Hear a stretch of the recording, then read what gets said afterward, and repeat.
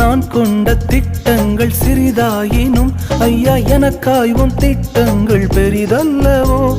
புழுதியில் இருந்து என்னை உயர்த்தினீரே, ராஜாக்களோடு அமர்த்தினீரே. புழுதியில் இருந்து என்னை உயர்த்தினீரே, ராஜாக்களோடு அமர்த்தினீரே.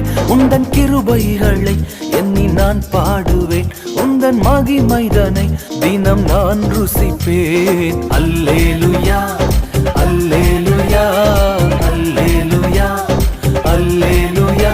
உம்மை உயர்த்துவதே எங்கள் நோக்கமையா, உம்மை பாடுவதே எங்கள் மேன்மையா. உம்மை உயர்த்துவதே எங்கள் நோக்கமையா, உம்மை பாடுவதே எங்கள் மேன்மையா.